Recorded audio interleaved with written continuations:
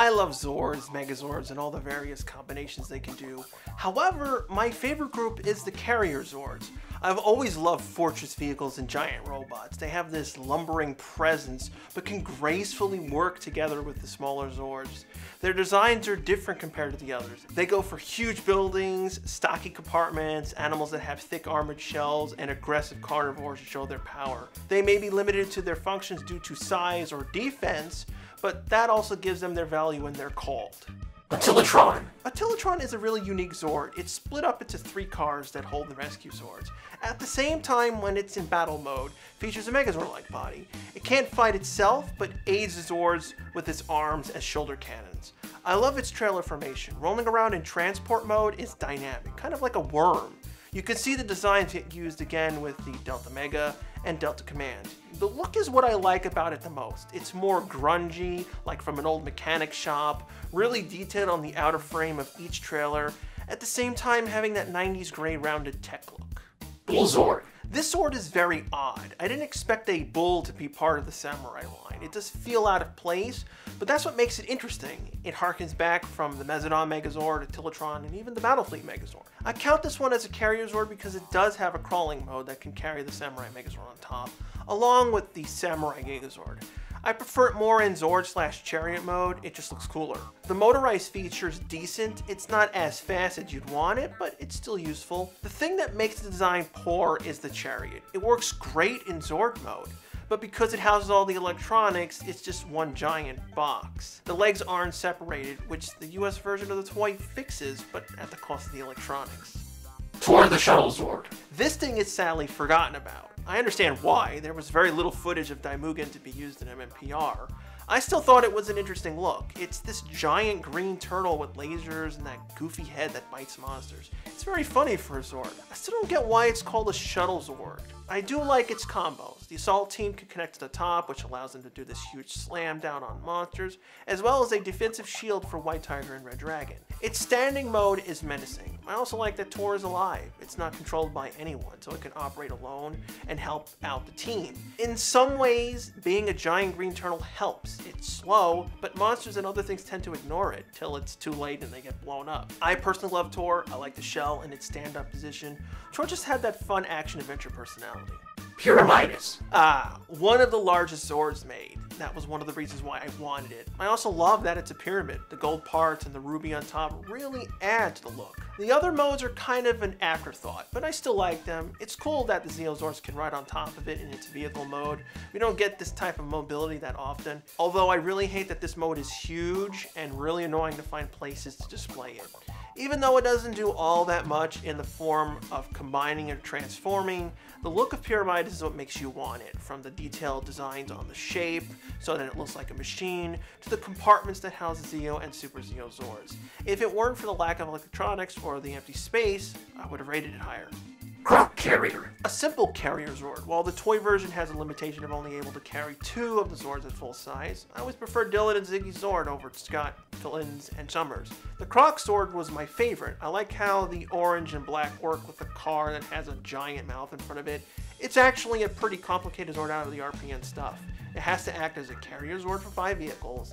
It has this overall cover on top that allows things to lock in or use as a ramp to come off. At the same time, each part is used in the Valve Max formation along with other Zord combos. It even has a nice small compartment to store the helmet. Even that helmet can transform into 2 other things. It's a pretty ingenious design, from its solo form that looks very basic all the way up to being the bulky feet of the RPM Ultra Zord. Titanus Carrier Zord. Titanus was our very first Carrier Zord. It's still an impressive piece, and my favorite single Zord in MMPR. The look was well done, a good balance of organic animal with mechanical parts. It has secondary assorted modes. It's normal Zord mode where it can come and rescue Megazord tank mode if it was in trouble. I always wonder why the show never did this at least once. It's a cool feature from the toy, a thing I hated that was removed from the legacy version. It's tank mode where its weapons are ready, plus thanks to its large compartment allows some loose compatibility with other Megazords from other seasons, which worked out great from MMPR Season 3. The toy version was very well put together, a great display piece to show off, and it doesn't take that much room up for its size. Sadly, out of all the motorized Zords, Titanus is the fastest one. It's even strong enough to pull Pyramidus with it. It was such a unique toy for its time. They even had the toy logo printed on the bottom to give it that wow cool bit. If I had to recommend one Carrier Zord for you to have, get this one, either the original or the Legacy version. Zenith Carrier Zord. Now, most people never cared about this Zord. It's sadly never really used in the show, just like how Brachio was in Dino Thunder, but I always liked it. It's this giant shark that held the Stratoforce and Centaurus Zords. One big hangar that opens up for the vehicles, kind of like Metroplex from Transformers and a Tilotron. What killed it for most people was that it couldn't hold the DX versions, so why get it? Probably one of the reasons why the US didn't bother with releasing Brachio. It also reminds you of those 90s micro playsets that open up a face and you have minifigures to do stuff inside. Its stand-up mode has weapons that help out in a fight, which most of the time you don't even notice. It's a good display piece, I just wish it got more stuff to do. These Zords are alive. It's a shame. Mighty Mammoth. When you look back at Ninja Storm, it's totally an MMPR nod. Mighty Mammoth being a really obvious like Titanus, which was a good thing. There's nothing wrong with reusing ideas from past seasons and doing something else on top of it. Mighty Mammoth is an interesting toy from a technical standpoint. The design is almost perfect, a trunk that is one giant slide, the rear compartment that can perfectly hold the Thunderstorm Megazord or Hurricane Megazord, allowing the spinning action to work. It has these nice fine details even in the back area. It's motorized so the feet move. The only thing that sucked was the firing feature of the power spheres. The way they designed it, the plastic broke real easily inside.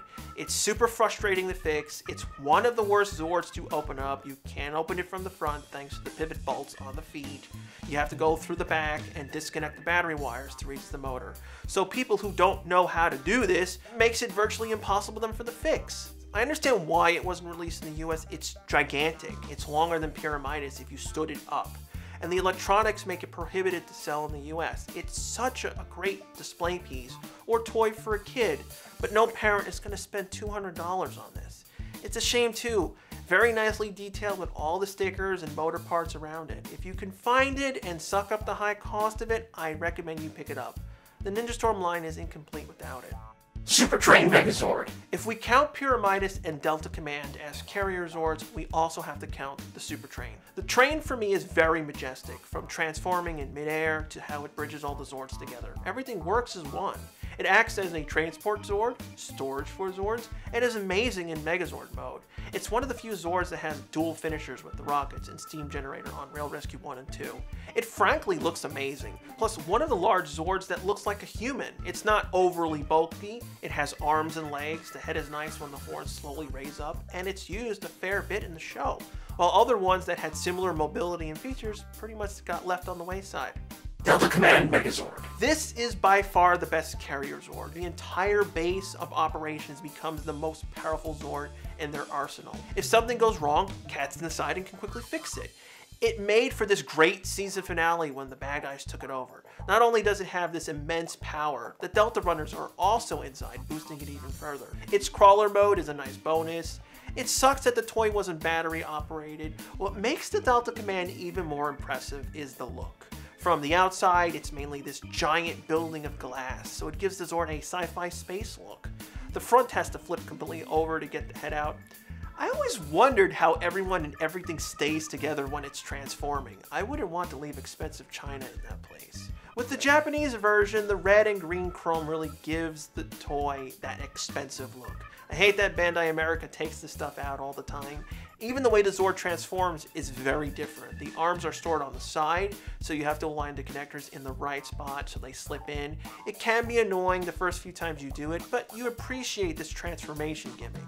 The best part is the solar panel. Think of it as a giant version of the Max Solar Zord. While the Megazord is boxy and bulky, I think the Delta Command handled it well. The only thing that will suck is time. Eventually, all the Delta Command Megazords are going to start yellowing.